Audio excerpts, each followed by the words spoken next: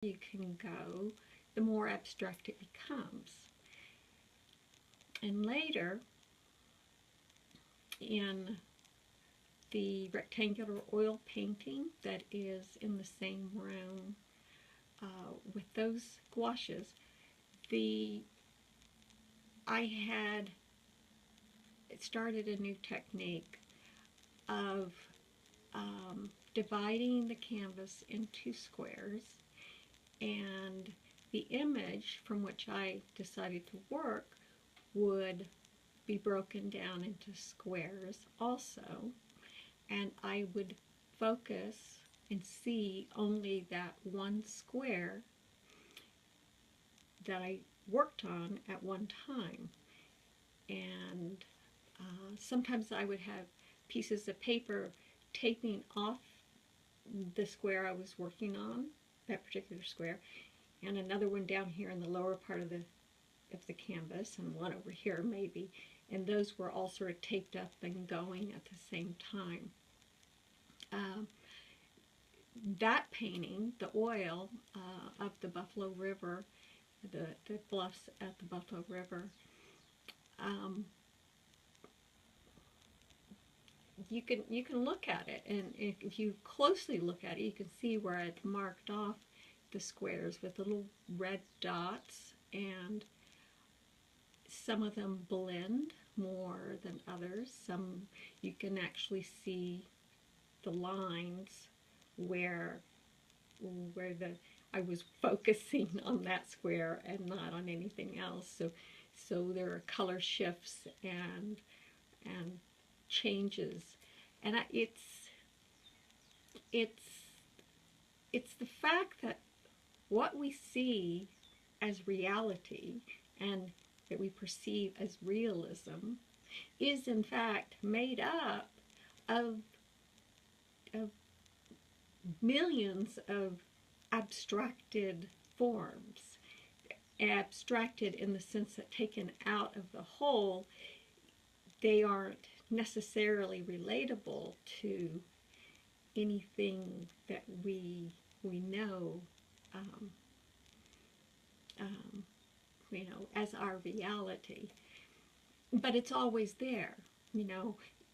Realism or reality is comprised of thousands and billions of little tiny pieces that can be broken down and looked at more closely. So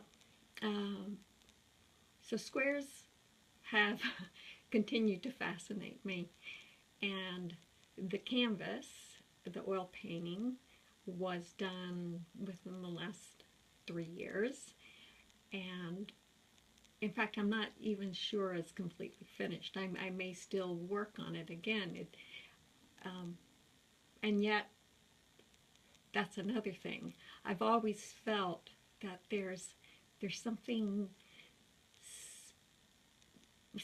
that about leaving an image not completely done, not completely finished, that it always has something that remains like left to the imagination. I know Van Gogh had said something to the effect of only give the viewer enough information, just enough information, so that the viewer's mind can fill in the rest. And that is part of what happens as being the painter, and then you make something that becomes another whole experience for the person or people who are viewing that image. And it becomes their experience and your experience, because it is your eyes and your thoughts and your memories that are reacting and combining and putting together the information in the marks and in the image that you're viewing. So the experience of the art is yours entirely, your very own. and your experience is not to be compared, or not, it can be very different from the next person's. Well, that's the wonderful thing about art. And we put it out there as artists. We put the work out there and put it in the public arena, and it becomes something to which each individual can respond to in their own personal way. It becomes their own creation, so that the act of viewing and experiencing a work of art is also a work of art. It is a creative process. So you, as the viewer, become the creator too of what you see. In this series, one of the other things that I found in some notes was, let me see if I can find it. Oh, here it is. It's about the whole controversy, sort of, about painting from life or painting from photographs. And I do both. I've done both. I've painted in plein air. I enjoy that, most especially when I'm traveling or when I have the time to sit in one place for a long period of time.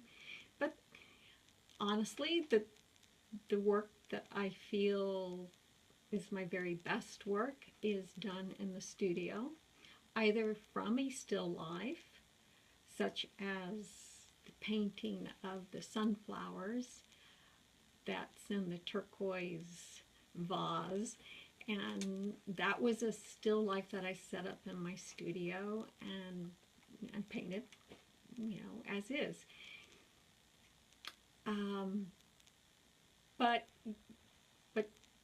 in the studio, you can just work so much more in depth with a piece. And my process now is that I do like to keep going in further and deeper into an image and making many marks. It's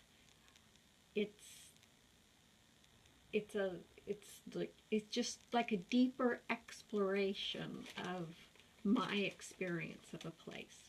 But let me read this to you. This is something that was written on the side of one of the paintings in this particular series of the square landscapes. Someone asked me the other day if I painted from memory, and I said I often used photographs. Later, realizing again how we cannot separate memories from the place which has been seen. Of course, I paint from memory. One's perception of a place has been permanently changed after being there, and once perceived, it has been integrated into millions of memories. Is it that we actually store memories of our ancestors in our DNA? No one can adequately explain the mechanism of a thought. Memories are inexplicable, and yet we are constantly affected by them, consciously as well as unconsciously. So my work has continued to reflect this idea that my experience of a place or a scene or an emotion and how I interpret that or put it onto canvas or paper or in mosaics is that,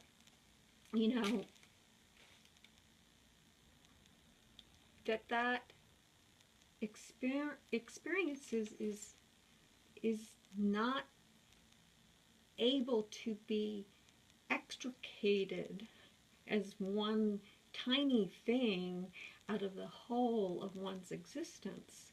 That everything we learn and experience in life feeds and builds on itself. And for me, making art is a process of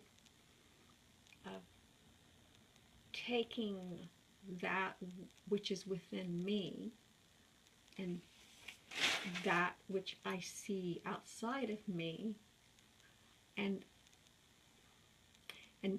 dissecting it, maybe. I don't, to a certain extent, deconstructing what I'm seeing and feeling, and then reconstructing it fresh and new through my eyes, my heart, and my experiences and emotions onto the canvas or a piece of paper. I'll stop with that about the memory thing. Another question on my list was, what did you make it out of, and how did you make it? Well, I've been talking a little bit about that, but let's talk about the materials. The paintings in this show are either oils on canvas, or they are mostly gouache on paper. And I actually went through a time period where I was avoiding oils because I had a neurotoxic reaction to having exposed myself carelessly to turpentine in a small studio space over a period of 5 years, and developed severe headaches. In fact, a headache that never went away for about 6 months, and then, gradually decreased once I removed myself from the toxin. So the small landscapes were done during that period that I was recovering from that toxic overload. Gouache, I prefer gouache over watercolors, traditional watercolors. And for those of you who do not know what gouache is, it is a water-based medium, and it's like watercolor, except it has had Chinese white added to it, and the colors are basically opaque, whereas in traditional watercolor it's translucent. To me, gouache is closer to working with oils in that you can work from light to dark, and somewhat work also from dark to light, because the gouache has enough pigment in it that a lighter tone can stand up in front of a darker paint color. It's meatier to me. It has the feel of oils to a certain extent, whereas watercolor does not at all for me. So I think I've talked long enough. Please contact me if there are any questions that you would like to discuss, and I hope to meet you in person. Okay, thank you, and thanks to the gallery for showing my work and including me in such a fantastic and amazing group of artists who are so very talented. Bye.